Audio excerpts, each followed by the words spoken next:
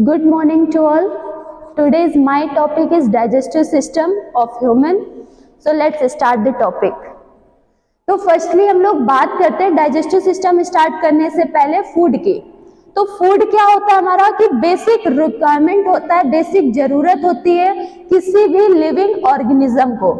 Means किसी भी living organism को जीवित रहने के लिए, एक अच्छा स्वास्थ्य या फिर अच्छे काम करने के लिए किसकी नीड होती है? फूड की नीड होती है।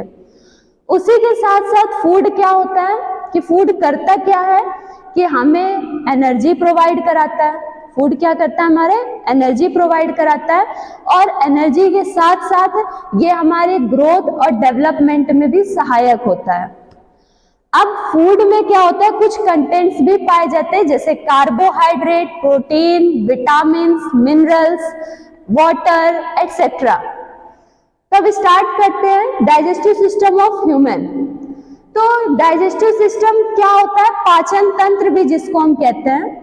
तो उसमें क्या होता है कि जो भी हम खाना खाते हैं, खाना खाने से लेकर के उसके डाइजेशन तक, और डाइजेशन के बाद उसमें जो भी न्यूट्रिएंट हैं वो हमारे शरीर को मिलने के साथ साथ उसका जो भी वेस्ट बचता है वो हमारे शरीर से बाहर निकलना, ये पूरा हमारा किसके अंदर आता है? डाइजेस्टिव सिस्टम के अंदर आता है।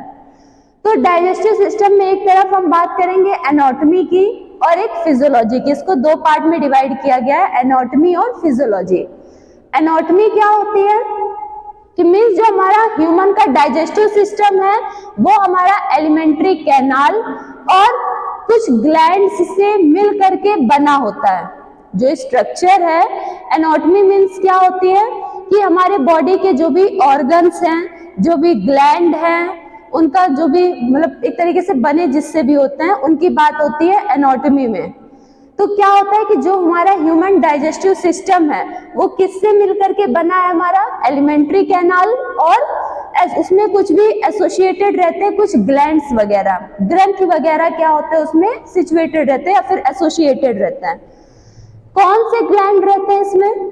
जैसे हमारा हो गया सेलेवरी ग्लैंड, गैस्ट्रिक हो गई, और लीवर हो गया, पेनक्रियाज हो गया, और कुछ इंटेस्टाइनल ग्लैंड्स होते हैं। एलिमेंट्री कैनाल की बात की जाए तो जैसे माउथ हो गया, इसोफेगस है, स्टमक है, लार्ज इंटेस्टाइन है, स्मॉल इंटेस्टाइन है, फिर हमारा रेक्टम आता है। तो ये सब किसमें इंक्लूड होता है? हमारे एलिमेंट्री कैनाल में। सो अब बात करते हैं हम फिजियोलॉजी की। फिजियोलॉजी मतलब क्या होता है कि जो ऑर्गन हमने यहाँ पढ़े हैं वो काम क्या करते हैं या फिर कैसे काम करते हैं, तो वो हमारा किसके अंदर हम पढ़ेंगे? फिजियोलॉजी के अंदर। तो उसमें क्या होता है कि इंजेशन मीन्स कि हम कुछ खाएंगे सबसे पहले, तभी हमारा डाइजेस्टिव सिस्टम शुरू होगा। तो हम पहले क्या करते हैं? फीडिंग करते हैं, इंजेशन करते हैं। देन अब वो जो खाया है वो आगे चल के क्या होगा? डाइजेस्ट होगा, डाइजेशन होगा, डाइजेशन की प्रोसेस शुरू होगी। फिर उसके बाद क्या होगा? अब वो एब्जॉर्ब होगा। जो भी न्यूट्रिएंट्स हैं वो क्या होंगे? हमारे शरीर में हम एब्जॉर्ब होंगे। फिर उसके बाद क्या होगा? एब्जॉर्ब होने के बाद उनसे जो भी न्यूट्रिएंट हमारे शरीर को मिल गए वो निकल करके जहां भी जिसको जरूरत थी वो वहां पहुंच गए। उसके बाद क्या हुआ कि अब लास्ट में बचता है हमारा वेस्ट। तो वेस्ट क्या होता है? हमारा स्टूल के रूप में वो हमारे रेक्टम के थ्रू हमारे शरीर से बाहर निकल जाता है, या फिर रेक्टम और उसके बाद एनस, उसके थ्रू क्या होता है? हमारे शरीर से बाहर निकल जाता है। अगले टॉपिक के लिए